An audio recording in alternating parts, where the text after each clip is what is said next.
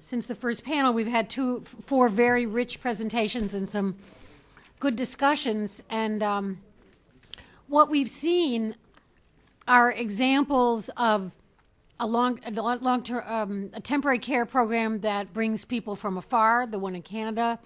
We've seen examples of temporary care programs, some more or less systematized in Europe, that bring people from shorter distances. And in the last panel, we really got a sense of the possibility for circular migration within the Western Hemisphere, within North America, or North America and Latin America, again, because of the proximity and so forth. And in a way, we probably have a de facto circular migration system going on now, except that a lot of it is undocumented, and so there are a lot of impediments to making it happen. In that way, it's sort of somewhat similar to at least part of what's going on in Germany, I guess.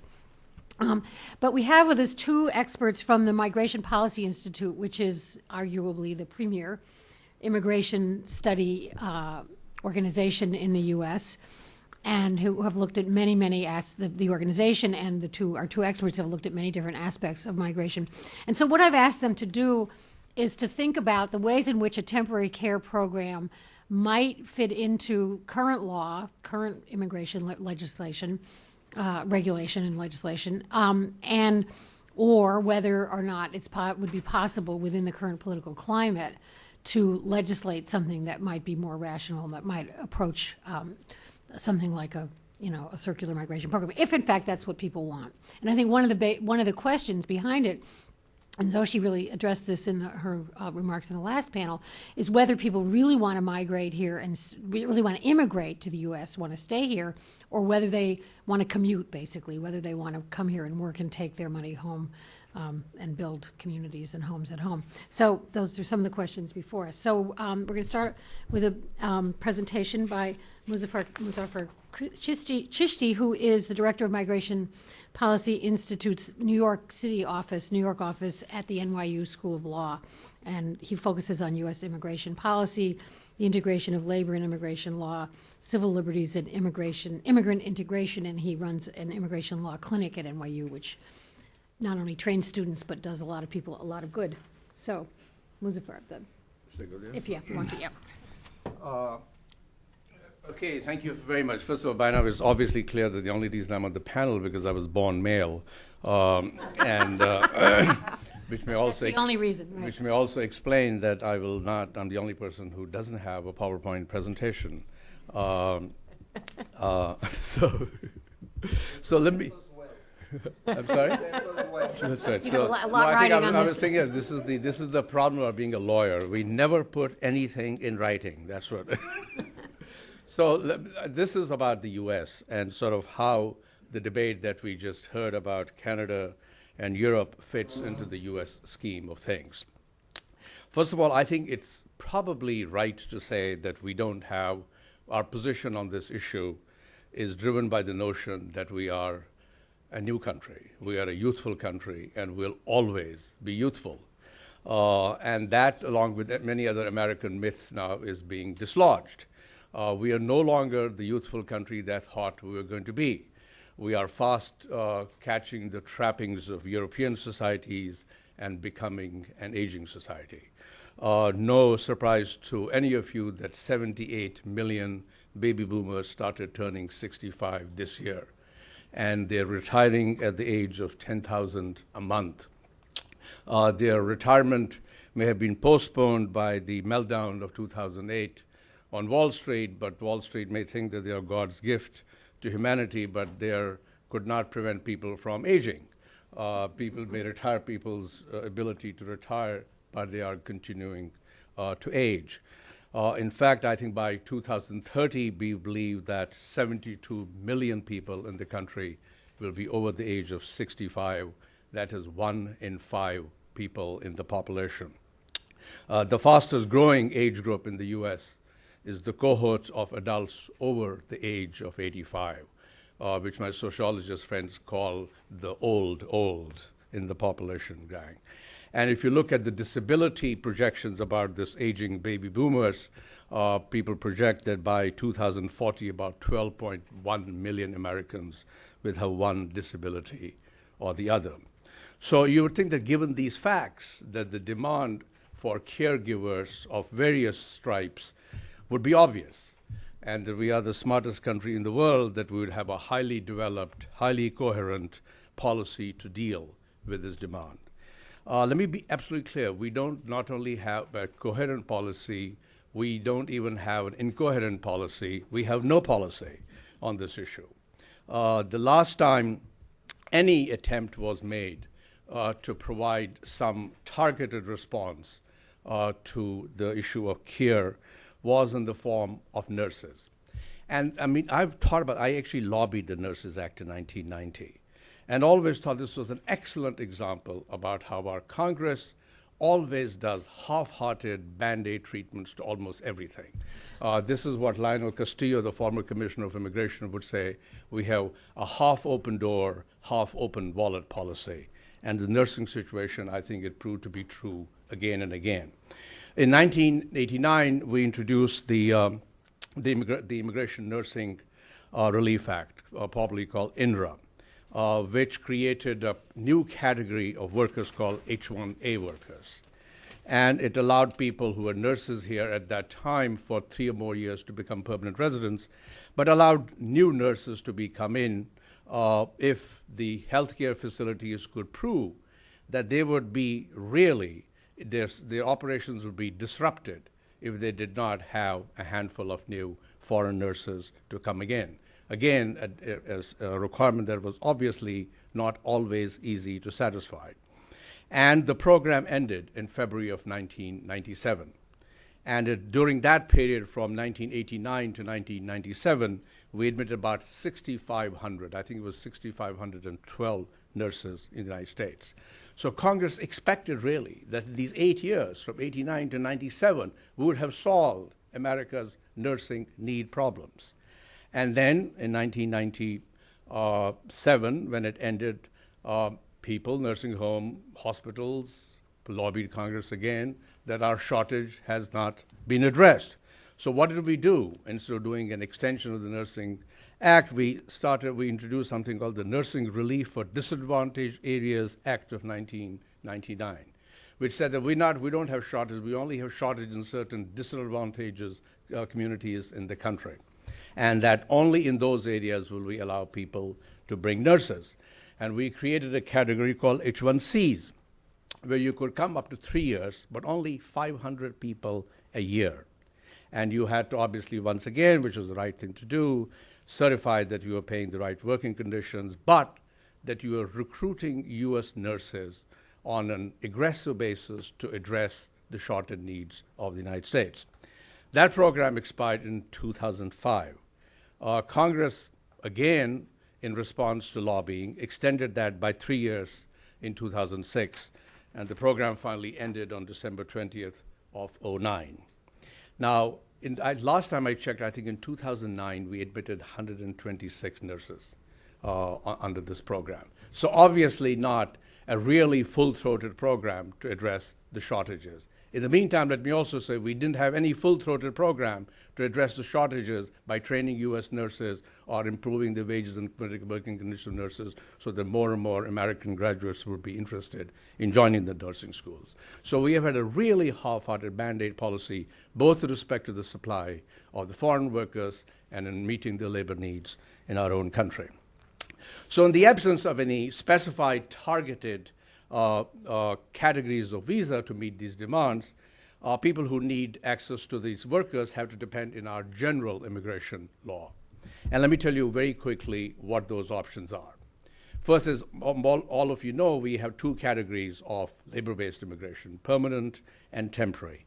In the permanent, we have 3 broad categories. Let me not talk about the first 2 because they're irrelevant. They're mostly confined to people who are of extraordinary ability and high advanced degree professionals. We have an EB3 category, the 3rd level of employment-based categories, where you can bring people in on the basis of their skill. And it comes into 2. It comes other than you can have member of the profession, which is you must have at least a bachelor's degree for the job requirement. Or you could have skilled workers or other workers. Skilled workers, by definition, is an occupation which requires at least 2 years of training. And then if it's below that, it's called the other workers. We have 140,000 visas available for employment-based immigration to our country. This includes not only the principal immigrants who come in, but their family members. So essentially, it's about half of that are really workers. Of that, EB3 gets about 28%. So imagine the number of visas available for this whole category. And the other workers category of that in 2004, we notched it down to 5,000. So we have only 5,000 visas for the whole world, for all occupations, reserved for the less skilled occupations. And then we have per country limits on this. Congress in its wisdom said that no country can have more than 7% of the category's overall numbers. That's the ceiling for each country. So if you look at how the ceiling is applied, even if you have a sponsor, either institutional sponsor, domestic sponsor, to sponsor you for a caregiver workers, the backlogs today are the following. If you're from Mexico or Philippines, the backlog is 8 years. If you're from China or India, the backlog is much longer. So even if first you have an employer who convinces the Department of Labor that your hiring is not going to affect adversely a U.S. worker, even if you go through those hopes, you then have to wait for 8 years to get a green card. Now imagine a U.S. employer who needs it, or what kind of planning would you engage in if you can't be sure that you're going to get someone 8 years down the line. Now the temporary worker scenario. We have limited categories of temporary workers, though many people think that we are the guest worker country of the world. On the specialty occupations, which is reserved for people who have advanced, where the job requires at least a professional degree, which is popularly called H2bs. Nurses could apply for H2bs. They're technically eligible, but you have to make sure that the occupation does require a bachelor's degree, which does not cover all nurses. In fact, if you look at, there are significant number of foreign professionals who come under the H2b program, but most of them are physicians and surgeons. Of lesser level category of workers, foreign-born workers, H2b is really not an option. Then we have a category called H2b workers, which is meant for temporary workers and non-agricultural occupations. There are 66,000 visas available for that a year for all occupations. But it comes with two significant requirements.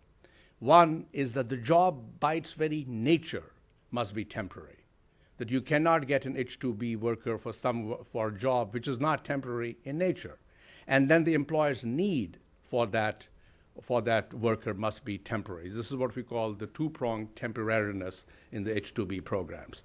So by definition, you can't say that someone's healthcare need is a short-term need. In fact, if you look at how the case law on this has gone, you either have to have a one-time occurrence for need, you have to have a seasonal occurrence for the need, you must have a peak load to respond to, or it must be an intermittent. Now, there are very few occupations in the healthcare field I can see which fit any of these categories. So it really is not an option, I think, for most caregivers. And even then, you have to go through the labor certification process of proving that no U.S. worker is available and you're not adversely affecting U.S. wages.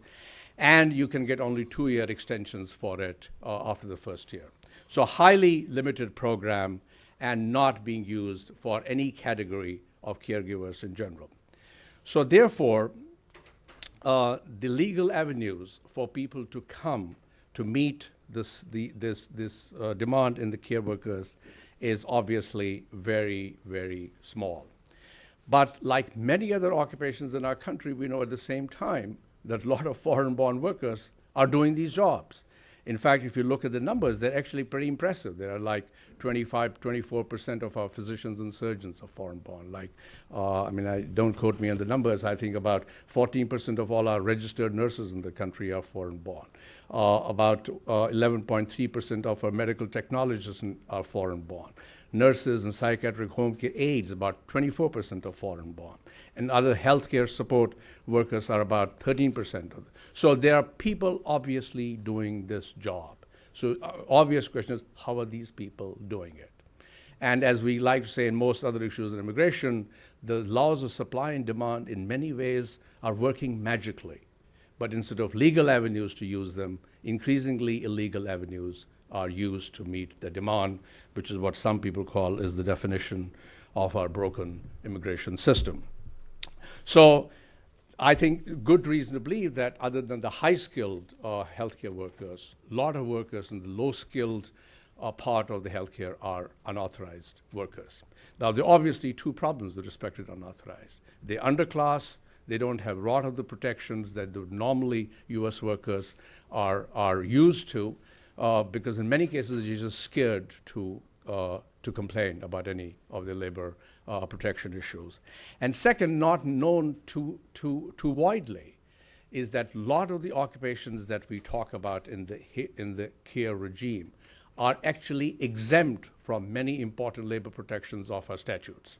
There are many protections where the health and safety laws do not apply to certain categories of workers, where the overtime law does not apply to certain categories of workers, with the result that this has created obviously a huge decline in the conditions of these workers.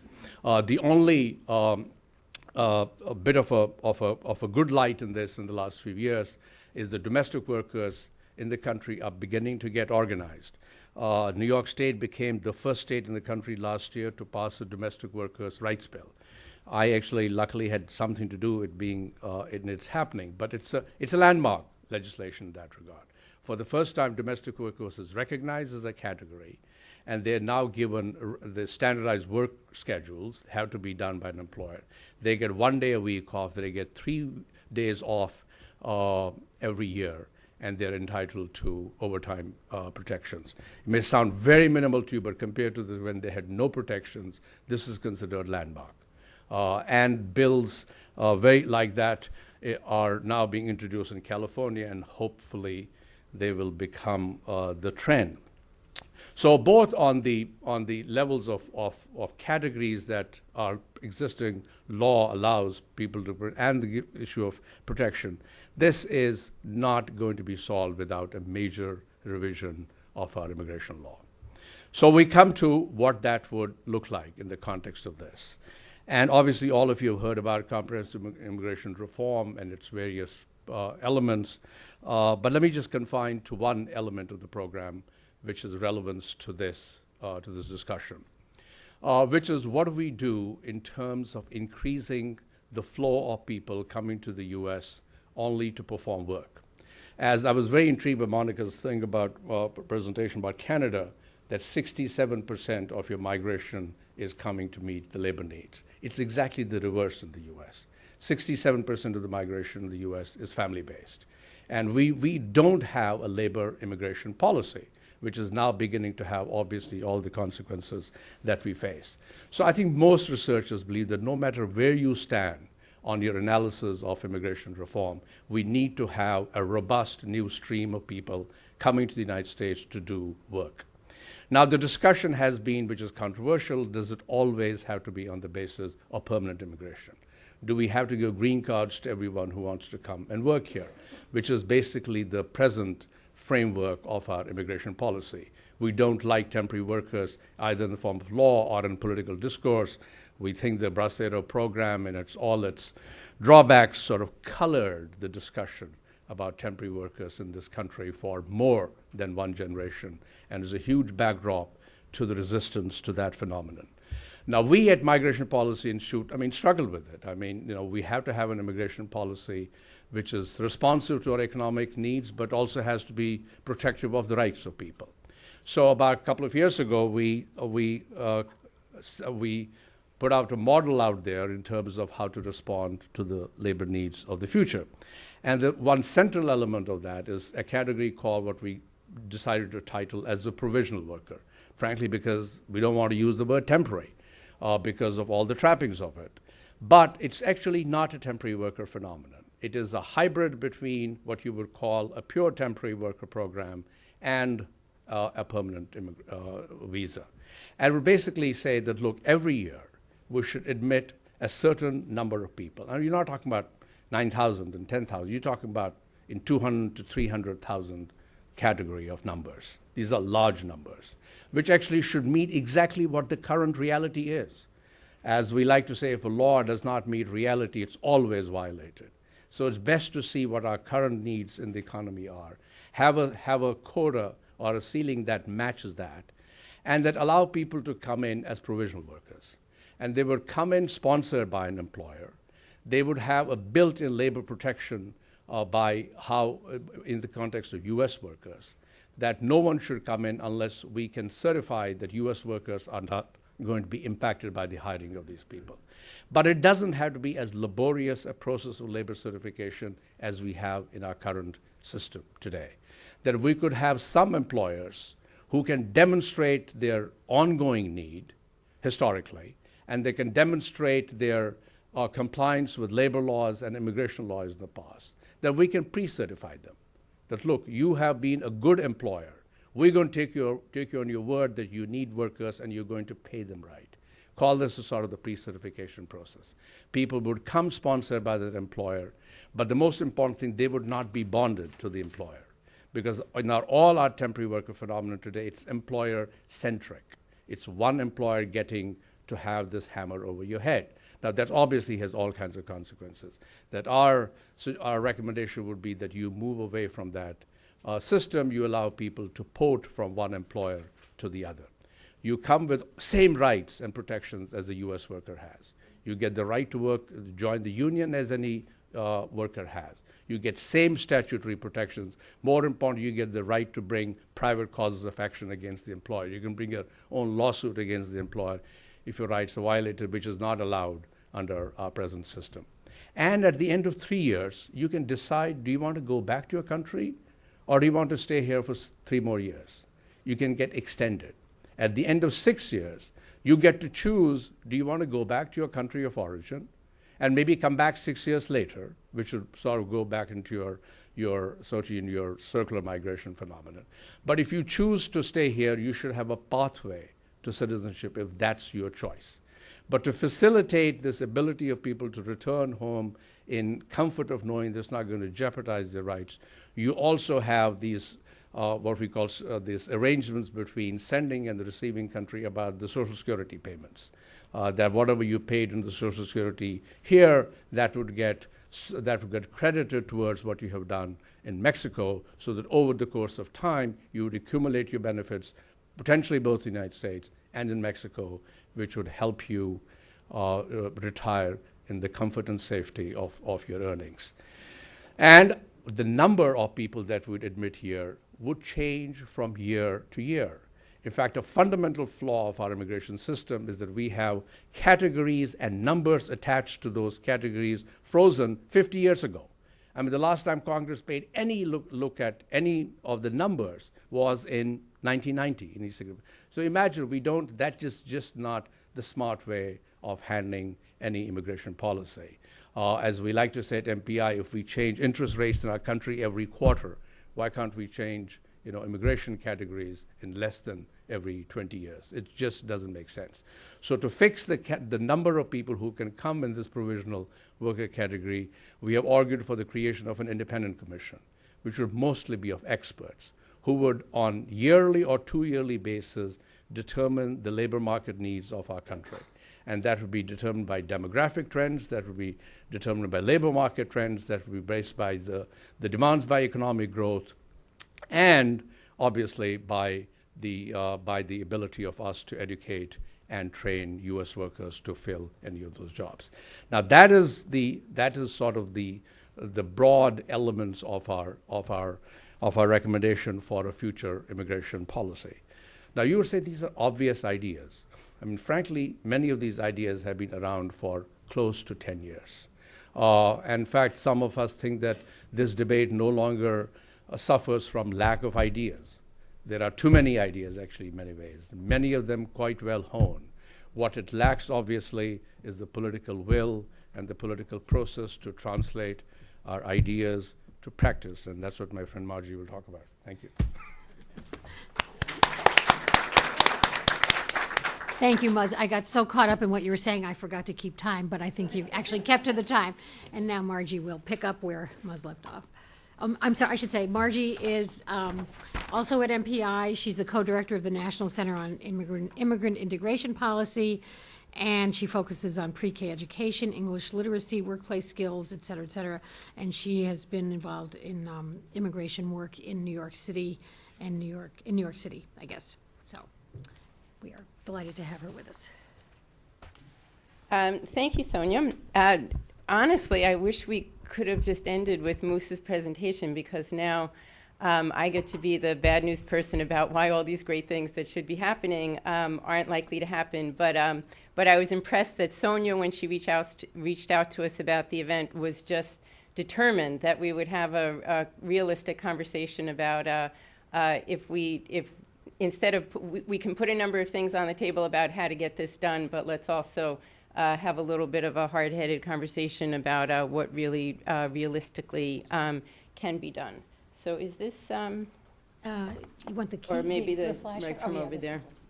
One. So what I thought I would quickly do is simply walk through just a basic outline of the immigration debate that we're having right now, why we're stuck politically, and a little bit about prospects for change. And I hope it's at the right altitude for the room. I was thinking that a number of folks who were here are not experts in the U.S. immigration system, but I know that a number of you are. So apologies for those of you that if I'm not hitting the right altitude here. So the main thing I'll talk about in the beginning is just, you've probably heard a lot about comprehensive immigration reform. That's been the buzzword for quite a while now in the U.S. And then one of the I don't want to say controversies, but one of the questions that we face often is it better to push for comprehensive or for what we call piecemeal pieces of legislation? And you can think of what we've been talking about here in some ways, solving this particular problem that's the subject of the event today as a version of a piecemeal piece of legislation. Then a bit about the political realities, both what we're talking about in terms of just how our system works and some of the reasons that we're stuck politically, and then some of the prospects for pre-election, post-election, and out-of-the-box ideas for how we might move on this debate. So how we got to this notion of needing a comprehensive solution in the U.S. was that the central sticking point that we're facing is that we have this large unauthorized population in the United States, 11 to 12 million. How did that happen? Well, of course, it's related to one of the issues Moose was talking about, that we have this low cap on unskilled workers, only 5,000 visas available. Obviously, that's not nearly enough for the world that we live in. The per country limits of 7% with some of the backlogs for family members that means, and then the encouragement that gives when people know they're in a family backlog, they know they have a legal basis upon which to immigrate. They almost assume that that's tantamount to getting status. It's just that they won't get their formal papers for a little while. So it's another encouragement to unauthorized immigration. Certainly, there's been a lot of talk and controversy about gaps in enforcement. We would have had to have had those to wind up with 11 to 12 million unauthorized individuals in the country, and we're talking there both in terms of border enforcement, interior enforcement, and worksite enforcement. So the whole question of enforcement is a pretty complex one. Also, many people forget that the last legalization program that we did in 1986, because of the way it was structured, left out several million people that probably should have been included, and that bred more illegality that has fed the numbers that we're looking at today. And then, of course, for much of the last 10, 15 years, we had a booming economy with very low unemployment, and so there was the jobs magnet for folks to come into the U.S.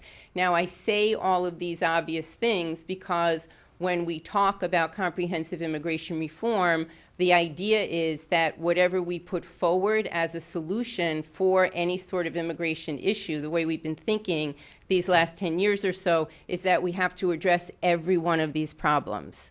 that you can't just try and pick off one of them because any attempt to go after one piece of the problem is related to these other issues, and therefore we need to try and do something that incorporates all these dynamics and issues.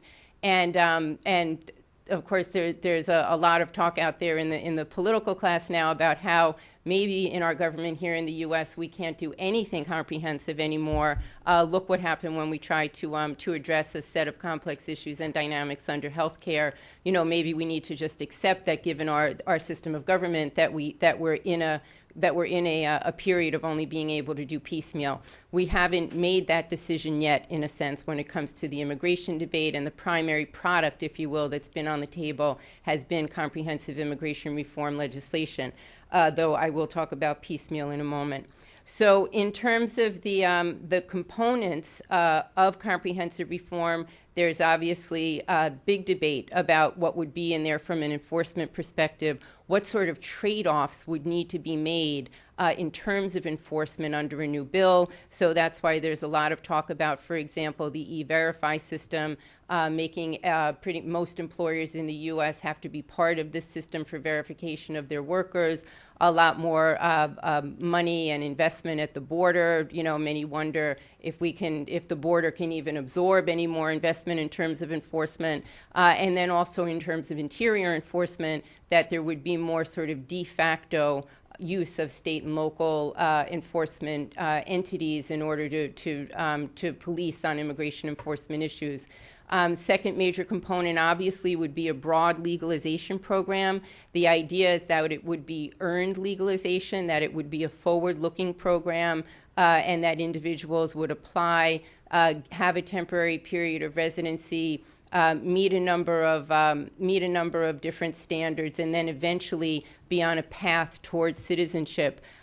Particularly the path to citizenship is a controversial piece of the legislation for many lawmakers, and it's also a firmly held position by folks who are pushing for this from a community perspective. A third component of the comprehensive approach is clearing out the family backlogs, clearing out what are several million people who are, in a sense, in line within the legal system to come into the country. The feeling is that these are people who waited their turn, that they didn't break the law. We may find out that many of them have and that they're already here, but nevertheless, this idea that people who are unauthorized should not be allowed to jump the line in front of people who have visas pending is an important component of the thinking about a comprehensive bill. Another piece is the future flow. Some of the items that Moose was speaking about. A big criticism of the last bill was that of the last legalization program was that we're essentially in a situation again of needing to do another legalization program. One portion of the political spectrum would say the only way to not be in this position again in the future is to really seal the border, have all these sorts of harsh enforcement provisions. Another school of thought says, well, we have such a narrow pathway for legal immigration that this question of future flow and getting it right is incredibly important, because we have to have a system that can realistically meet the needs of the country and manage these supply and demand issues for labor in particular that are very much the backdrop to this debate. And then I just put this in there because it's what I do, and occasionally people do speak about the importance of integration issues in the context of comprehensive immigration reform. Mainly when they talk about integration, they're talking about provisions in the law that would prevent those who come in under a legalization program from accessing social benefits, for example. And it's also provisions related to learning English and under what terms a person can become a citizen. But it's a whole other session about from my point of view, how I think that our lack of attention for so many decades to immigrant integration issues is in fact driving a lot of the opposition, the popular opposition, to more generous immigration policies. And so, a personal pitch there for any of you who who might be considering engaging more in those issues if you aren't already. So just to talk about why we're sort of frozen and stuck, I would say first of all, this will be no surprise to you, it is a really big argument about whether we should have a legalization program. I mean, it's just, fundamentally one of the key drivers of us not being able to get to, or one of the key barriers to us being able to get to a solution is this idea of the amnesty tag. No way. These people disrespected our laws. Why would we reward lawbreakers? It's only going to encourage future illegal immigration, et cetera, et cetera. This is deep, deep, deep for a number of people, in this issue, particularly at the, I would say, the far right of the spectrum. Another really big major argument, major challenge to making any progress is this idea that the trade-off would be these very robust new measures that are related to enforcement. So we're coming in with these being primary demands of the negotiators of these bills, saying it must have this, a comprehensive bill must have this sort of legalization component to it. No, it absolutely cannot. It must have these enforcement measures. No, they go too far. So, we're really, really far apart on those things. I would say a medium-sized disagreement is the questions around future flow. They're difficult. It's a fairly nuanced set of conversations in some way, but it's not as big a disagreement, I would say, as those other two. And then I would just say that the backdrop, as you listen to this debate, is that there's just I would say a more general disagreement in many parts of the country on the need for or the value of generous immigration policies at all. And that there's not actually even a real place for that in the conversation that we're having, because the policy debate and the way the sides are drawn is mainly to say you get one of two off-the-shelf products, it's all good or it's all bad. And so being able to have more of a national conversation about what is the role of immigration in our modern economy and our modern society is one that I think prevents us from really making progress on the issue, because we're still debating it mostly at the two far ends of the spectrum. So I'll just say briefly that in terms of the piecemeal approach, and this was a difficult dynamic to manage in the past year, past decade, I guess, that that there's always been the school of thought of trying to push a comprehensive solution, but then there were always several piecemeal bills that had their supporters and that were usually trying to play nice and say, well, look, if we're really not getting anywhere on comprehensive immigration reform, what about these bills that seem to have a little bit more support?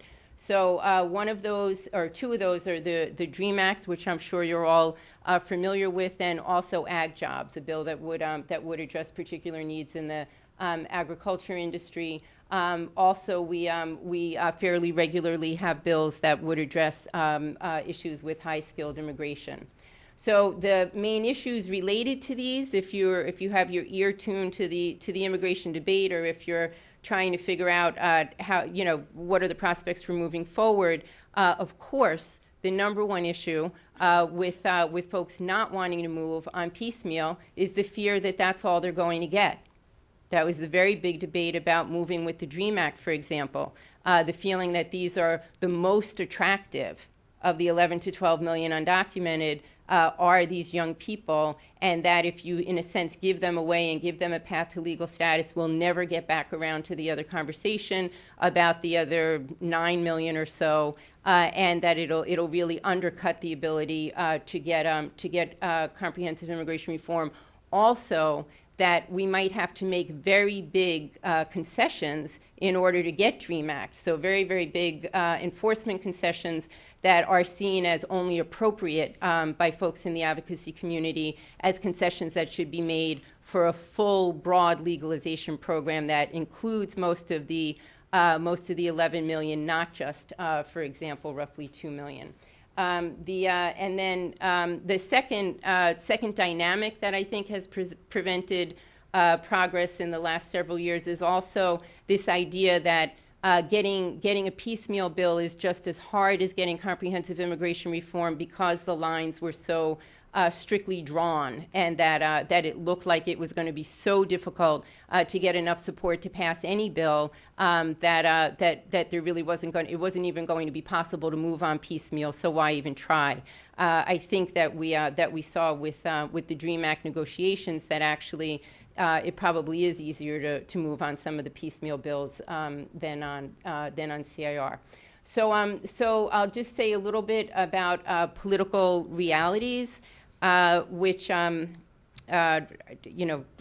guess also wouldn't be a surprise to any of you. So obviously, when it comes to our famous Senate, we simply need to get to 60 votes, and we just plain and simple have not had 60 votes for, I would say, for a long time on these issues. And particularly, I think there was this idea that with the last presidential election, that there was momentum, that the Democrats had control of both houses, even though they didn't have a strong majority in the Senate, that the best chance was going to be in those few years after President Obama was first elected. And what became very, very starkly apparent at that time was that even though the Democrats had a slight advance, had in the mid-50s, I think, in terms of their majority in the Senate, that they were going to lose probably 8 or 9 Democrats on a vote related to immigration. So that you needed to make up more like, you needed to have more like 13 or so Republicans come over to vote for a comprehensive immigration reform bill, and there wasn't even one. I mean, Senator Schumer hardly even had one partner that he could get a bill introduced with, and so not only were we not closer, as we thought as many thought we would be after that election, we were really, really in a hole in terms of trying to get up to the number that would have been needed. So you're all probably wondering, well, what about that famous Latino vote? Don't all those new Latino voters matter? Which is something that many people had pinned their hopes on, that somehow the rising power of Latino voters would really turn these issues around. But in fact, they matter, but mainly in the presidential election, which I'll talk about more in a moment before I close. But they matter because of the map of the country and the idea that we have red states, meaning Republican states, blue states, meaning Democratic, and then purple states, the ones that it's not really clear. They're more swing states, not really clear how they'll vote. So Latino voters matter very much in that context, but then it's very easy to see that independent voters matter more, which is another reason that we're frozen in place, because it's not an easy upside for any of our senators necessarily to be siding with issues like comprehensive reform or more generous immigration policies overall. The second thing that I just think is important to point out is the dynamics of reward and punishment around this issue. And Sonia, this is something that you were saying in your opening remarks to the whole day. And I think that this whole issue of immigration reform is pretty classically, I guess now, one of where you can see the effects of hyperpolitization in our debate. So if you were to think about, well, how do we get that middle here? That if we really need, a dozen plus additional votes in order to be able to move some sort of immigration reform, how do you create a package that's going to get people on board? Well, the problem with trying to do that is that it's the ends of the political spectrum that are most motivated on this issue. So anybody who moves to the middle, people in the middle don't vote on this issue necessarily. They don't care that much about it. So all you're going to do is have both ends of the spectrum that are really agitated about this issue jump on you. It is only misery and pain from a political perspective to move to the middle on this issue. There's only punishment And then, of course, the corollary is, that not only is there not a reward for that, the only rewards, the place where you really get a lot of energy from your voting base, is if you don't compromise. So we really, really, and truly are stuck with trying to move on these issues for the reasons that Sonia was speaking about earlier. So where does that leave us now in terms of the prospects for change? So I would say, first of all, that prior to the 2012 election, there is the thought that we could have a vote on the DREAM Act. It was reintroduced this week, and there is a school of thought that says the Republicans really would have a hard time running seriously for the presidency without doing something that shows real consideration of Latino voters in the U.S., shows that they understand an issue that matters to them, and actually gives them something before we go into the next presidential election. Then there's the question of, well, if it looks like we're not going to get anywhere on comprehensive immigration reform, are there other piecemeal bills that are possible before or after 2012?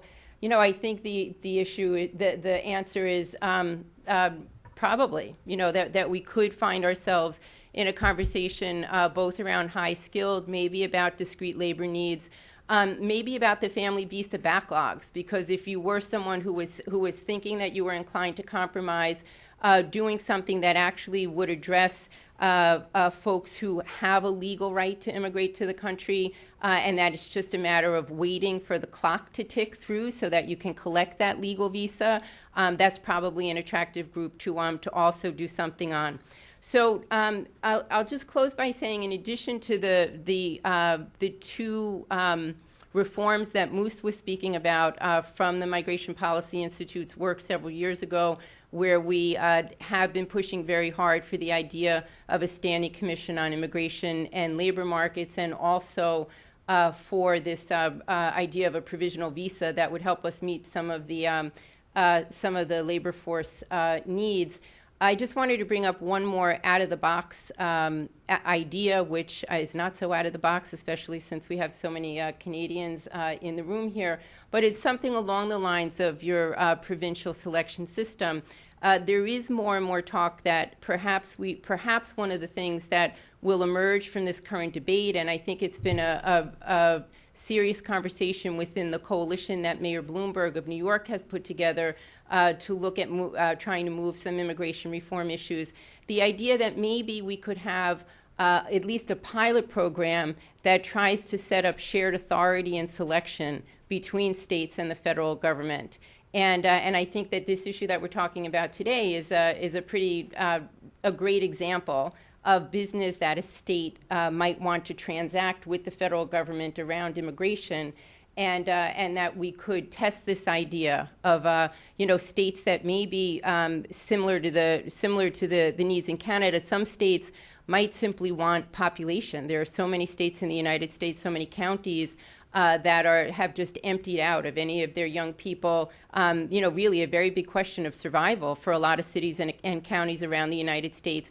They might want to think strictly in terms of population growth, making themselves more attractive for people to come and settle. But then, of course, there's also probably the bigger driver would be workforce needs. And from my experience in New York, we often had conversations with people in government, that they were crying out for particular kinds of workers in the western part of New York State, literally running bus trips between New York City neighborhoods on weekends, trying to show different immigrant communities the kind of houses they could live in and how much better their quality of life would be if they would just go those 3 or 4 hours up into New York State and agree to take some of the jobs that were available in these different cities. So I think that's the basic thinking behind this, is that if a state approaches the federal government and says, we've really looked at our numbers, we've really looked at what we think we need, we've aligned our, increasingly in the U.S. because of the Workforce Investment Act, you have much better alignment now between post-secondary education, workforce services, and the needs of employers. As those systems have become much tighter over the last 10 years, an awful lot of planning, demographics, labor market projections is underneath and supporting that work. So it does certainly seem that many parts of the U.S. now would be ready to say this is in fact what we need. And I've seen that. I'm working right now on a fairly big project in Washington State.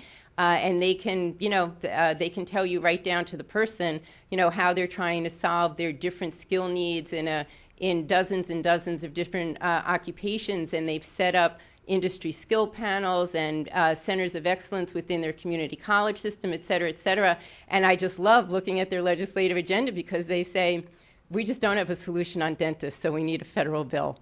That they're that particular, with looking at what they think they can do with their system. So anyway, one of the things, just to reference back to what Moose was saying about the domestic workers movement in the U.S. and the law that was passed in New York, and I believe now there's an attempt to go national, or at least go to California and a few other states with that.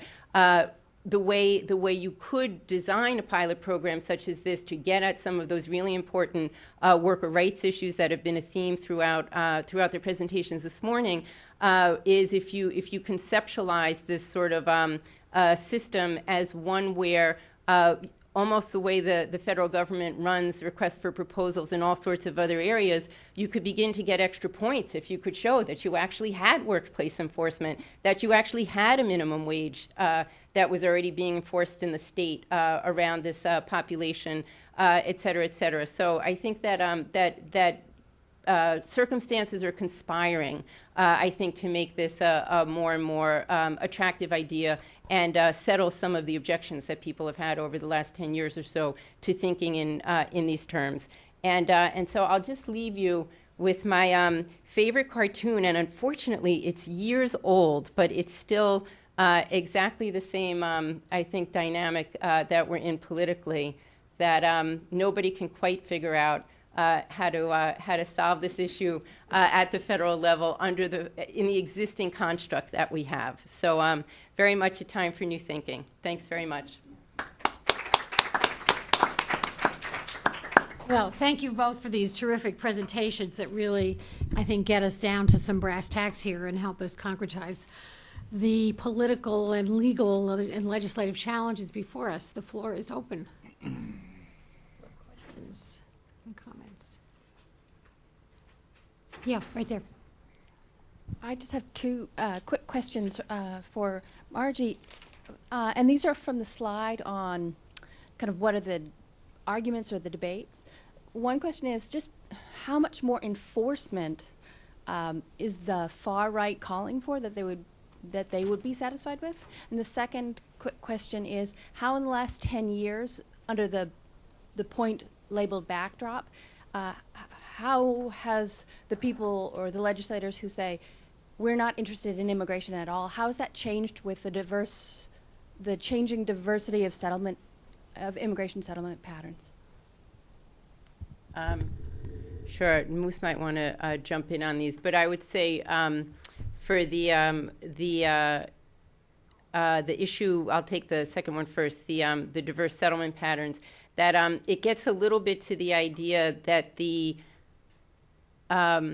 that Latinos mattering more in a national context. So even though there has been this spread to non-traditional states, very often that population, they tend to be more heavily unauthorized. So they actually don't have as there aren't as many immigrant voters. When you see the spread to other areas of the country, it's not necessarily that those folks are enfranchised with the vote, and then that they are still a small piece of the electorate in those states. And so you even see that with a lot of the Senate races, that it really isn't even at the point yet where many senators need to matter. They need to worry. They need to worry more about their independent, largely white voters than they do about their Latino voters, because if there's a trade-off, that's still the much larger block that they have to appeal to. And so I would say where you see the change, and it's often a very, very positive change, is more at the city and county level, right? So you see from the bottom up, that's where the change is coming from, and where you see the politics changing. So it really is, I would say, a matter of time. Oh, and I'm sorry. Remind me I've already forgotten your first question. So if part of the debate is the far right would like more enforcement. Oh, right. Oh, of course. What does that even look like?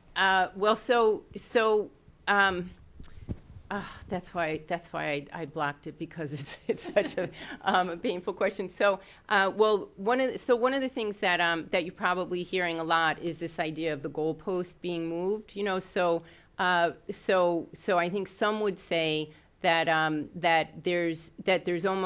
this isn't a serious conversation anymore about enforcement, because so much has been done in terms of the agenda around enforcement that was articulated for the last 15 years or so, and that there really has been a good faith effort on the part of several administrations to really put a lot of new enforcement measures into place, and that those enforcement measures are having quite a big effect. And that in many cases, they're having effects that they were promised not to have. Even, this whole thing about, were we supposed to be going after serious criminals with a number of these programs? It turns out that, that in a lot of cases it looks like that's not the case. So I think I'm not so sure that that's a rational, fact-based debate anymore. And so we recently put out a short report about executive actions that the federal government could take, that the administration could take without legislation.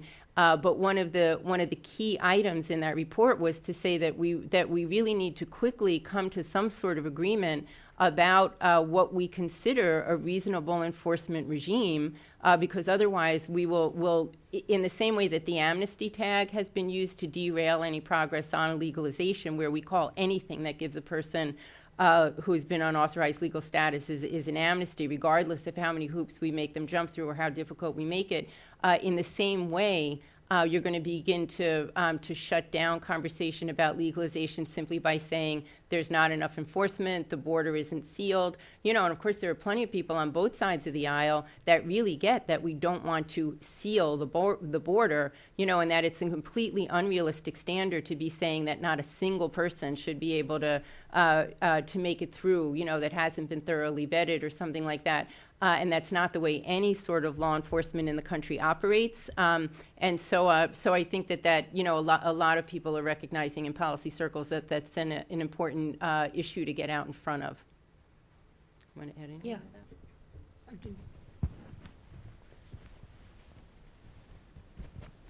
A brief question: how much is the current possibilities of migration reform being suspended because of economic indefinition of what's going to happen? Because on one side you can make the argument that the only way the U.S. could really grow itself out of the problem and the current debt load is probably 25-30% increase of workforce that could only be met by huge migration. So they have a really, a really basic need also, unless they want to have tremendous tax increases and tremendous pain servicing this debt. What's happening? Because we are in a sort of a limbo state. There is no reactivation. The debt is growing. We are in a suspended. This is not really the moment for anyone to taking, a big consideration just on one issue without looking at the whole scenario. So how is that affecting? Well, you assume that this is a rational discussion. I think what Margie was really trying to point out is that even though all the rational arguments go in one direction, the political process sometimes goes exactly in the opposite direction. I happen to believe that, why it's, despite all the economic facts that we know, and I think, frankly, even they're undisputed even by the anti-immigrant faction of this debate, is that, there is a certain political space which is required to make legislation happen. What was possible in 2007, we had risen. 2007 was before 2008. It was the peak of the growth of our country. We could not pass comprehensive immigration reform at the height of our economic and labor market. How would you expect that we would pass comprehensive immigration reform when there's effective 15% unemployment, okay? So even if we completely, it's difficult to even stand on the floor of the House to say we need to get 12 million more people right to work when 15% of the population is on, even though all the rational arguments are on the other side. That's why it's like everything else on politics. Unless things slightly change, the political space is not going to improve. Listen, you know, the bin Laden thing may have fundamentally altered lots of things. It may allow the president to make the economic argument that he would like to make on immigration that he couldn't make in the past. But I don't think that's going to be enough. That on this is so, it's not just related to a broader economic argument, it's related particularly to the labor market phenomenon. Because as we know by now, even when our economy is improving, our labor market situation is not improving. So unless there is some slight shift in the labor market situation, I don't think it is really going to we're going to have political space for a very large reform of the kind of legalizing 12 million people. I will just look in the other way. What will happen if a couple of municipalities go broke and don't have a tax base and can't repay? And what that has a very direct importance on citizenship, you know, without population increase, without work activity, those type of events that are just around the corner. Yeah, but that's an argument. I'm sure Margie has more to say on this. I mean, that's an argument that goes both ways. I mean, there are large number of municipalities. The fact that you saw all that Sochi said about the local legislations being passed. I mean, a good element of the groundswell of legislative activity at the local and state level is happening because of the fiscal cost issue. I mean, the big component of that, frankly, is education. I mean, we have K-12 guaranteed public education to all children in the country who are, who will be unauthorized. This present reality doesn't alter that. So if you look at the budget deficits of those states and localities, you have to look at the other side of the equation also, which is what's weighing heavily on them. I would just add on that I think I hear myself rumblings of this in the way that Bloomberg coalition is going about things. That I think some are making a judgment, and I would have to say I don't disagree with them. That there are very strong pragmatic arguments for a broad legalization, but there aren't strong economic arguments. And that particularly when you look at these issues that states are facing with their budgets, et cetera, et cetera. So I think that it's not. I think that feelings will only harden for a while about the economics of a legalization. But that's not that there might not be that same baggage with talking about immigration policy more broadly. And so I think that's what you see them trying to take a stab at with floating these trial balloons about, us falling behind in terms of our competitiveness because we're not meeting particular needs that the workforce definitely has, et cetera, et cetera.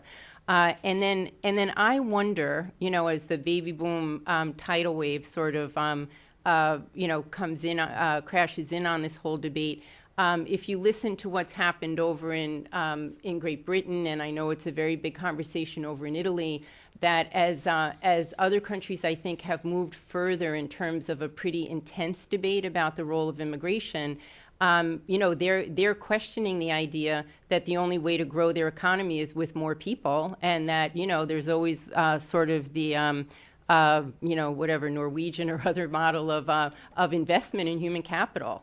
And why aren't you investing more to upskill your population and having that be your way that you grow your national economy and your wealth, rather than simply bringing in more and more people to try and have more consumers and low-level production, et cetera, especially when most of our countries can't compete now that we're in a more global economy on low-end manufacturing or those sorts of jobs. And so the conversation there is, how do we make it easier for our women to work? So many more women are educated. The cost of childcare is prohibitive. Of course, all these different connections to the conversation we're having today. But explicitly, how do we make it easier and more worth it for educated women to be in the workforce? How do we make it easier for older people to stay in the workforce but not full-time? The whole issue of affording health care for ensuring older workers in the United States is a very, very big business issue. There are plenty of older people, older people that might want to work for several more years but not full-time, but then the issue of being able to access some sort of affordable health care is an issue for them as well as for their employer. That's another issue that a number of these countries are looking very seriously at. And then, of course, also these issues, as we're doing in the United States, how do we get all of our young people a 13th year of education at least, or some sort of post-secondary credential? And that hits us sort of in both ways, that that the outcomes for a lot of our second-generation immigrant youth aren't looking so good. So that's that as you start to look at this more closely, it invites even more scrutiny of the issues about immigration flow in the U.S. right now. Yeah, right here. We got some mics here. Oh. Yeah. Can you identify yourself, please? Lenny Gonzalez from the Virginia Coalition of Latino Organizations. And I would like your comments, your perspective on how is this issue, immigration reform, comprehensive, piecemeal, how's it going to play in the election for next year? We're 16 months away, and we're hearing so many things. I just would like to hear what you have to say about that. And I'm talking about the presidential election. Well, I mean, that's, I guess, all I can assure you is that the president's people in charge of his election obviously are thinking about it every day. I mean, these are some of the best political operatives we have known. They are polling this stuff on a weekly basis, if not on a daily basis. And you can just see, trends. I mean, I have no specific information. I just watch the tea leaves. One is that as Margie said rightly, they've clearly decided that the independent voters are more critical to the president's election than the Latino voters. I mean, we all hark back on the earlier question about U.S. on resettlement, that this is what immigrant advocates always say, that Obama owes his election to Latino voters because 4 states in the country flipped from red to blue in 2008 election. But they don't look at also, there were other voters who flipped in those states also. We know independent voters flipped in Florida and Nevada also at the same time. But clearly Latino voters are important in this. But I think the administration has concluded that the worst that can happen to them if they antagonize Latino voters is they'll stay home. They're probably not going to vote Republican. But on the other hand, independent voters are likely to vote Republican. So they clearly, if you look at raw politics, they are more concerned about getting independent voters than getting Latino voters. But they're extremely smart to know that you need some infusion of Latino votes to depend on. And I think, frankly, the strategy that you have seen in the last 2 weeks from the White House is Latino-driven strategy. And it's basically engaging with the Latino. From what I understand, they're meeting with Latino leaders on a weekly basis now. They have already, if you see the tea leaves, they have already neutralized Congressman Gutierrez. He was the first congressman actually who said he may not be able to support the president in the next election. If you heard him 2 days ago on radio, he was a completely changed man, that we must give the president the credit for the courage to do. So you're already seeing that they're breaking that thing. They're very effective, I think, in that regard. So I think they will code the Latino vote in the way that, if you look at the schedule of the president, for some president to make 2 major speeches on immigration in 2 weeks, I mean, that's a lot of oxygen of the White House. So I think they're beginning to work on all fronts of this. They're trying to make the independent voters more comfortable that issues of enforcement are under control, better control than any administration. And they're approaching the Latino voters that we may not get you results, but at least our heart is in the right place. And that may be enough to get Latino voters back to the election. Margie, do you want to add anything? No, I think that's right. Helma, yeah. Yeah, the idea of this panel of this day was actually to look at the CARE case as, being maybe, and Margie said that might be a pilot case in aiming at changing immigration law to, getting loose from this discussion so far. So I was really interested what the two of you think about this, because you didn't really touch on could it become? I mean, given the demographic facts, given, I mean, all kinds of future development you can anticipate already. But also given the situation in the States, I mean, I learned a lot about politics again today, because it's really different in the European context. But what is not so different is actually that there is a really, in most of the European countries, a strong anti-immigration impetus and parties that really use that in their politics. So I was really wondering, I mean, it's funny because Sonia was actually trying, to bring the European ideas into these American immigration politics.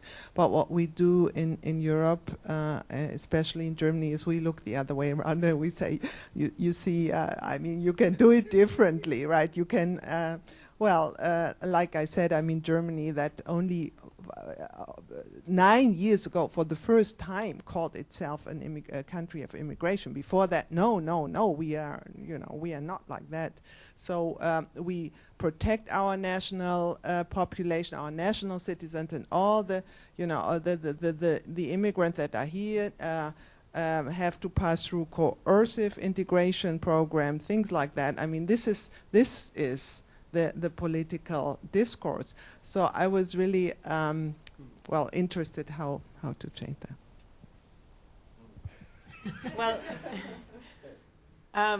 I guess I'm glad that I thought I had been completely discouraged or made everyone think that nothing was possible with our presentation. So it's good to hear that you think that maybe we do have some solutions here. The only thing that I see happening in this particular area, the only way I see it happening, that the sort of next to the last slide I had, where I was saying, I think it's a given that we're just not going to be able to move on comprehensive immigration reform, and that for anyone to try and do piecemeal, right? So you think that the agricultural, the growers have way more money, way more political influence than all of the families that rely on immigrant or would like to rely maybe even more on immigrant home health workers, right? Because they're not organized, they don't contribute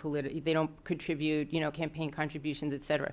So I think if you can't get piecemeal for agricultural workers, maybe not even for DREAM Act, then I think it is pretty hopeless under our current configuration in the debate to do anything on this particular issue.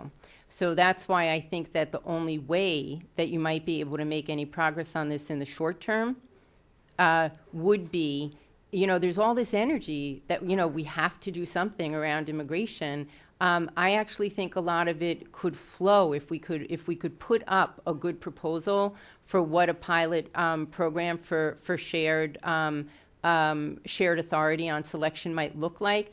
It might get crushed. It might get smothered in the crib, as we say, because people would still hold out hope that we shouldn't do anything because if we can just get 1% more Latino voters, if we can help win one more state, that somehow 51-49, 52-48. Inch by inch, we're going to somehow be able to turn this around. I just think anybody who looked at the first 2 years of the Obama administration to see that's probably the high water mark for the next several years in terms of the sort of political power that the Democrats will have. And we were so far away from being able to do that that I think we have to get into thinking of other solutions, and that maybe, this is one of those issues, that breathes new life and could be one of the great examples, one of the, unusual examples of an unmet need that most people think should be met. They get that there's not anybody, that there aren't a lot of U.S.-born workers that are, that are going to do that work. And so, to me, that idea of shared authority and selection, and the fact that we can point to some other countries that have been doing it, and say that it would be a set number of visas, and if we could really stand up a good proposal on that, that's the only way I see in the next several years something happening on this. Could I just jump in for a second? What about the AARP? What about unions like SEIU and the ones that organize home health care workers and so forth? How about them together with the Latinos? We keep talking about the aging of the population and the baby boomers. I mean, they cross party lines, obviously, but they're the ones who have the most, they and their families have the most vested interest in this. You say that the families themselves are not mobilized, and that's probably true, although there are some organizations of them, but there's a National Association of Caregivers or something like that. But the AARP certainly, have they said anything about this? Have you? Right. Well, I hate to say, you don't realize that most unions represent workers who are strongly opposed to all these caregiver programs in most of the 1990s. So this is a very confused debate in our political discourse. But I think the question that you asked was actually right. And it's like you caught us by saying that you invited us to talk about caregivers, and you didn't say a word about it. We changed the discussion. When we don't know the answer, we change the discussion. So I think maybe that's worth pondering about for a second. And I was very conscious about that when I thought about my presentation, and it's actually a substantive reaction to the way we think about immigration in the country. I just think that it probably is not a great idea for us to say that there's huge demand and need for care workers as against any other group of workers. The information technology people are going to run up with Bill Gates and all this saying our competitiveness is going to be determined. We're going to become a third world country if you don't get us more software engineers. Then you pit home care workers against software engineers. Then you get all these big universities, and we know how powered they are. 10 presidents lean on senators saying, if you don't get more PhDs, we are dead in the wood. So everyone starts taking a piece of the action, and we don't get a coherent policy. And I think that's a sort of this, to have piecemeal within industries as an immigration policy, I think frankly does not make sense. That's why I think when I talked about the provisional worker category and why we should retain the flexibility in this, that 1 year we may need more healthcare workers, another we may need more information technology workers, that we should increase the overall numbers, and then let expert body decide on a 2-year basis, 1-year basis as to where the need is, okay, and not get frozen because we may need 5,000 nurses 1 year, we may need only 1,000 a year. That kind of flexibility, I think, is what we retain. So therefore, I think for us to increase the overall numbers is the important factor. And within that, we should have economic laws of gravity determine where we note those people. I think that's been the magic of U.S. immigration, frankly, that we have welcomed Einsteins and garment workers at the same time. And that's why I think U.S. immigration has worked much better than any other country in the world. So I just have to add to that, though, that the idea of state or city or county involvement in selection, I think, in a sense, perfects what Moose was just saying. Exactly. I'm sorry. I should have said because that. you can't, I think we're all getting that you can't just sprinkle in 1 million people and not have any idea. You can't pick a number nationally that's meant to meet a local need, and that what you need light plane manufacturers in Topeka, Kansas, but you don't need them up in Seattle, Washington. But they might want to go to Seattle, Washington because Boeing is paying more than the manufacturers in Topeka. So that I think that the idea that you're trying to meet local labor market needs is something that needs to really begin to find its place in U.S. immigration policy. Exactly. Soshi?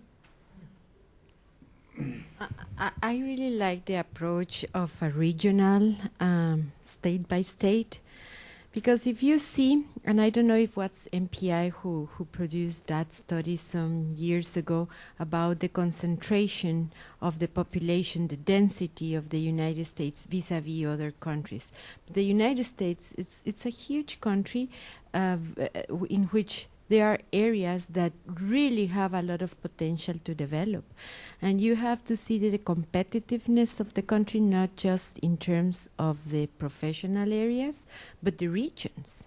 And I think strategically, we are going to be facing two major giants, or three: China, India, and even Brazil in the continent. And to what extent we are going to be competitive if we don't have the population, being the fact that we don't have the first, we are having baby boomers and a population that is getting old, and we don't have the pregnancies needed to replace that population. So we will need this, and maybe it's more in a regional approach instead of just necessarily a professional one. And I think a lot of places that, I actually had the privilege to meet with state demographers for a number of Midwestern states. And, they can just show you the map of how all their young people are clustering in maybe one particular city. They get their education, they leave, they're out on the coast, their parents are often alone, in these counties that now have only 500, 1,000, 1,500 people left in them. And I do think that it would be a really healthy thing around the country if we started to have people think at the local level. So do we want to shrink? Would we be comfortable with our city becoming 10% smaller? Are we comfortable with the fact that only 80 people will live in this entire county? Fine. If that's your vision for the future, you have a right to on some level, if you're the planners and if you're the folks who are running that government or whatever, to make some of those decisions that reflect the will of people locally. But I think that the fact that thought process hasn't been happening, about how we're going to face this future that you're talking about, is really the missing element. And that's why this debate, that's happening, I think that's part of why it's been able to be so polarized, because there just hasn't been that bringing together of the demographic reality, the labor force reality, what it's going to take to compete, in the next 20 years in the world economy, et cetera, et cetera. And I actually find that so many people at the state and local level in government really are thinking about that, and that there's just this big disconnect then between how federal policy and how the national media, quote unquote, national conversation that we're having just really isn't able to reflect that, because it's so easy to hijack, the conversation with these really, far out, Tea Party era type things. Yeah, but precisely I think this is a way to think out of the box and to move the debate from the bipartisan arena and move it to a more regional. At the very end, they are legislators representing certain regions, certain states, certain counties. So maybe it's there that we can begin to think out of the box. But also, if you look at Arizona and the law that they, and their crackdown on immigrants, I mean, there's a danger to moving to the state level. Also, I mean, there's a way in which federal law is stuck, but there's also a way in which federal laws do protect immigrants. So, is there a danger in moving to the state level? Well, the federal law establishes the basic standard, right, which is what's important. Is that, in my view, you can have state laws which enhance laws which can't contract the basic law. In that context, it works well. But flexibility still is the hallmark here, because if you have a completely regional approach, if we accept a healthcare worker in New York based on the need of New York, there's nothing to prevent that person from moving to Chicago tomorrow. We don't believe in bonded labor. We don't believe in restricting people to where we are. So therefore, if we have accepted New York's healthcare need at some point, by taking a foreign, that may constantly change over time. So you have to kind of remain flexible about that also. Well, I think it's time to thank all of our panelists who have done a terrific job in really thoroughly airing the issues that are sort of folded into this discussion. And we've roamed around the world, and we've covered a lot of territory. And I want to thank all of you for coming. I want to thank Emily and Andrew and the other interns and staff people who helped facilitate the discussion.